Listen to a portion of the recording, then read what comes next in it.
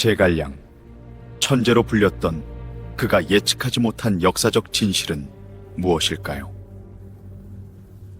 운명적인 만남에서부터 시작됩니다. 당대의 네로라하는 영웅들이 난립하던 혼란스러운 시기, 제갈량은 형주의 한 초가집에서 은둔하며 천하의 판세를 관조하고 있었습니다. 그는 젊은 나이에도 불구하고 이미 세상의 이치를 꿰뚫는 통찰력을 지니고 있었죠. 당시 유비는 갈고 딜은 떠돌이 신세였지만 한실부흥이라는 원대한 꿈을 품고 있었습니다. 그는 제갈량의 명성을 듣고 몸소 3번이나 초가집을 찾아가는 정성을 보였습니다. 이것이 바로 역사의 길이 남은 삼고초려의 일화입니다. 마침내 유비의 진심에 감동한 제갈량은 그에게 천하의 지도를 펼쳐 보이며 후대의 천하 삼분지계, 즉 용중대라고 불리는 거대한 청사진을 제시합니다. 그는 유비에게 형주와 익주를 차지하여 기반을 다지고 오나라와 손을 잡고 위나라에 대항하여 천하를 셋으로 나누는 전략을 설명했습니다. 마치 미래를 예언하는 듯한 그의 통찰력에 유비는 깊은 감명을 받았고 이 순간부터 제갈량은 유비의 가장 든든한 책사가 됩니다. 그의 등장은 유비 세력의 운명을 완전히 뒤바꾸는 전환점이 되었죠. 제갈량의 지략은 곧바로 현실에서 빛을 발하기 시작합니다.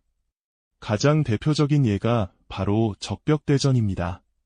조조가 100만 대군을 이끌고 남하하며 천하통일을 눈앞에 둔 절체절명의 위기 속에서 제갈량은 오나라의 주유와 손을 잡고 대담한 연합작전을 펼쳤습니다.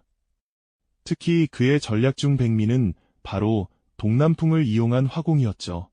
계절상 불기 어려운 동남풍이 기적처럼 불어오자 제갈량은 이를 예측이라도 한 듯 화공을 감행하여 조조의 대군을 괴멸시키는 대승을 거둡니다. 이는 단순한 기상 예측을 넘어선 인간의 영역을 초월한 지략으로 평가받으며 제갈량에 대한 경외심을 극대화했습니다. 적벽대전의 승리 이후 유비는 제갈량의 전략대로 형주와 익주를 차례로 손에 넣으며 강력한 세력으로 성장합니다. 제갈량은 내치에서도 뛰어난 능력을 발휘하여 촉한의 기틀을 단단히 다졌습니다. 그는 법률을 정비하고 백성들의 삶을 안정시키며 농업 생산력을 증대시키는 등 다방면에서 탁월한 수완을 보였죠. 그의 지휘 아래 촉한은 그야말로 태평성대를 이루는 듯 보였습니다. 제갈량은 유비의 곁에서 그의 꿈을 현실로 만들어가는 핵심적인 역할을 수행하며 촉한이라는 거대한 배를 이끄는 선장과도 같았습니다. 그의 지략은 마치 거대한 운명의 수레바퀴를 직접 움직이는 듯 보였죠. 유비는 제갈량을 얻은 것을 물고기가 물을 얻은 것에 비유할 정도로 깊이 의지했습니다. 이렇듯 모든 것이 순조롭게 흘러가는 듯했던 촉한의 미래는 그야말로 눈부시게 빛나는 것처럼 보였습니다.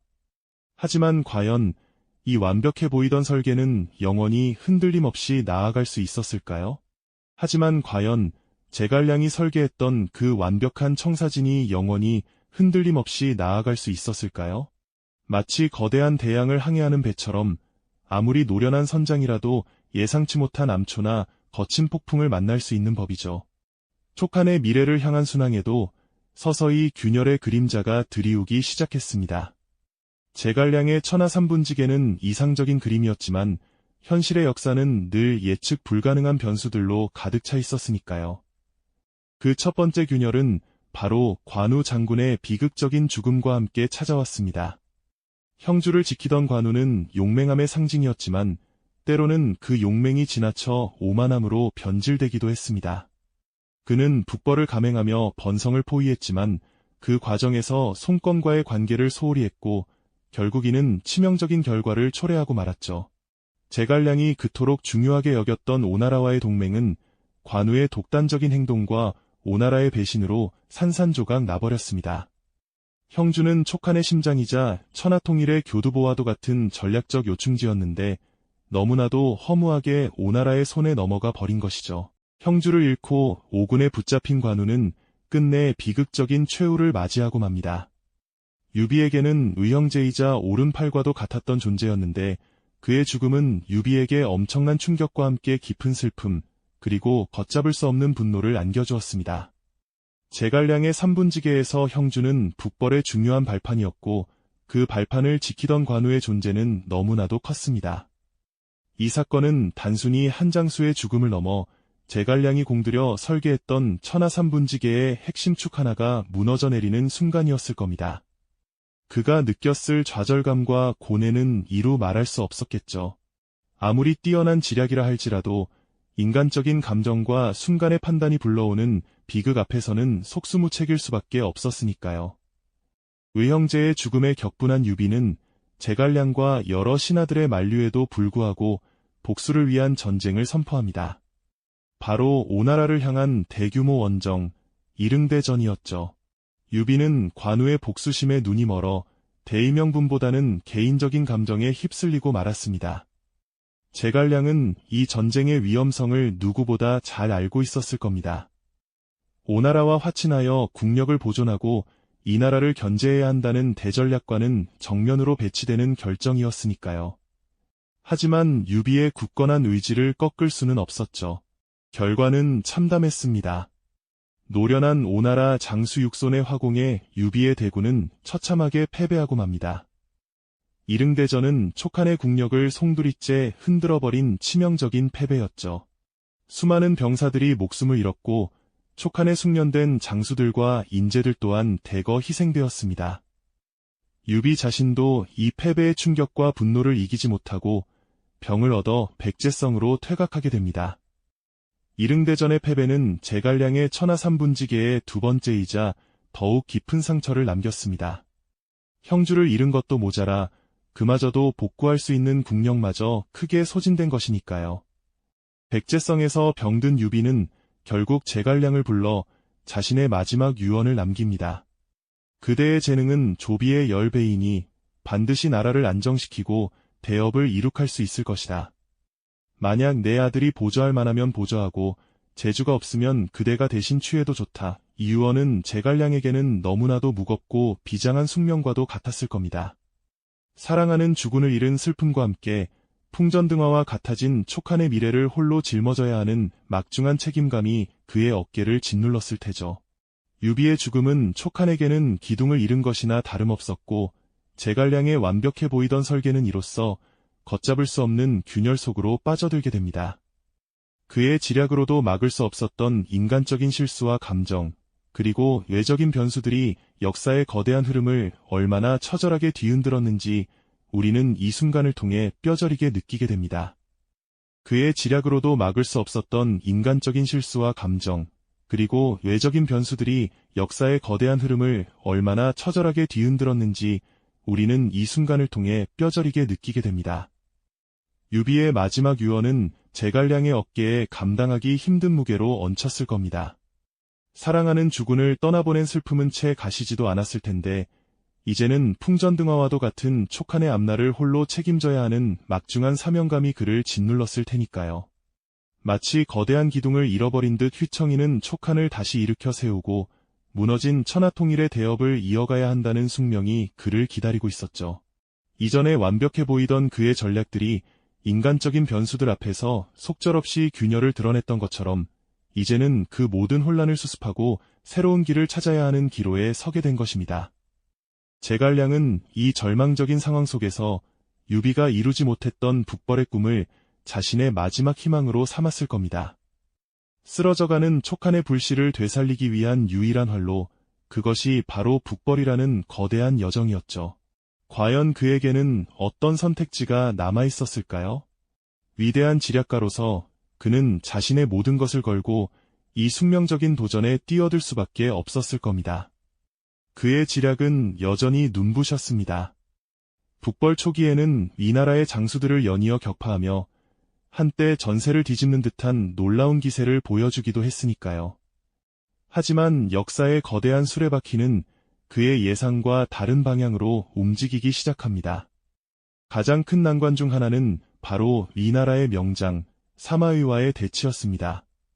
사마의는 제갈량의 뛰어난 전술을 정면으로 맞서기보다는 굳건한 수비와 지구전을 펼치며 촉군의 약점을 파고들었죠. 마치 거북이처럼 단단히 방어선을 구축하고 제갈량이 아무리 도발하고 유인해도 흔들리지 않는 인내심으로 일관했던 것입니다. 촉하는 위나라에 비해 국력과 병력면에서 열세였고 장거리 원정을 계속하기 위한 보급 문제는 늘 제갈량의 발목을 잡았습니다. 험준한 산악 지형을 넘어 막대한 군수품을 운반하는 것은 상상 이상의 고난이었고 충분한 보급이 이루어지지 않으면 아무리 뛰어난 전략이라도 무용지물이 될 수밖에 없었으니까요. 게다가 끊임없는 전장의 고뇌와 밤낮 없는 국정 운영은 제갈량의 건강을 서서히 갉아먹고 있었습니다. 그의 몸은 이미 예전 같지 않았죠. 하지만 그는 자신의 쇠약해진 몸을 돌볼 틈도 없이 오직 촉한의 미래와 유비의 유언을 이루기 위해 모든 힘을 쏟아부었습니다. 마치 꺼져가는 등불이 마지막 불꽃을 태우듯 그는 자신의 남은 생명력을 북벌에 걸었던 것입니다. 그리고 마침내 그의 마지막 투호는 오장원에서 절정에 달하게 됩니다. 이군의 사마위와 길고 지루한 대치를 이어가던 중 제갈량은 자신의 몸이 한계에 다다랐음을 직감했을 겁니다. 드넓은 평야에 진을 치고 멀리서 촉군을 관찰하며 때를 기다리던 사마이의 모습은 마치 거대한 운명의 그림자처럼 제갈량을 짓눌렀을 테죠. 밤하늘을 수놓았던 수많은 별들 중 유독 밝게 빛나던 하나의 별이 쓰러지는 모습을 보며 제갈량은 자신의 운명 또한 저 별과 같으리라 예감했을 겁니다. 이것은 단순한 별똥별이 아니라 천하의 지략가 제갈량의 마지막을 알리는 비장한 신호처럼 느껴졌습니다. 오장원에서의 그의 죽음은 단순히 한 인물의 소멸이 아니었습니다. 그것은 삼국통일이라는 촉한의 위대한 대의명분이 사실상 좌절되는 상징적인 순간이었죠. 천하를 꿰뚫는 예지력으로 시대를 호령했던 그조차 역사의 거대한 흐름과 자신에게 주어진 운명적 한계 앞에서는 고뇌하고 좌절할 수밖에 없다는 인간적인 비극을 보여주는 장면이었습니다. 자신의 모든 것을 바쳐 분투했던 한 인간의 위대하면서도 처절했던 마지막 투혼이 바로 이 오장원에서 정점을 이룬 것입니다. 우리는 제갈량의 죽음 앞에서 깊은 비애를 느끼게 됩니다. 아무리 뛰어난 개인이라 할지라도 시대의 흐름과 운명적 한계 앞에서는 고뇌할 수밖에 없다는 인간적인 공감과 성찰을 하게 되죠. 그의 지략이 비록 최종 목표를 달성하지 못했음에도 그가 보여준 헌신과 노력, 그리고 인간적인 고뇌는 시대를 초월하는 깊은 울림을 우리에게 전해줍니다. 제갈량의 이야기는 단순히 과거의 위대한 전략가 이야기에 그치지 않습니다. 그의 예언 같던 지략과 그가 마주했던 역사적 반전은 오늘날 우리에게도 많은 질문을 던지죠. 우리는 계획과 현실, 이상과 한계 사이에서 어떻게 균형을 잡아가야 할까요? 예측 불가능한 세상 속에서 우리가 할 수 있는 최선은 무엇이며, 그럼에도 불구하고 받아들여야 할 것은 또 무엇일까요? 비록 그는 꿈을 이루지 못했지만 그의 이름은 천년이 지난 지금도 지혜와 헌신의 상징으로 남아 있습니다. 역사는 때론 천재의 예언조차 비웃듯 흘러가지만 그 안에서 고뇌하고 노력했던 인간의 발자취는 영원히 기억될 것임을 우리는 제갈량의 삶을 통해 배우게 됩니다. 그의 죽음 이후 삼국지는 또 다른 국면을 맞이하게 됩니다. 이 영상이 도움이 되셨다면 좋아요와 구독 부탁드립니다. 여러분의 응원이 제게 큰 힘이 됩니다. 다음 영상에서도 더 유용한 정보를 공유하겠습니다. 감사합니다. 제갈량, 천재로 불렸던 그가 예측하지 못한 역사적 진실은 무엇일까요?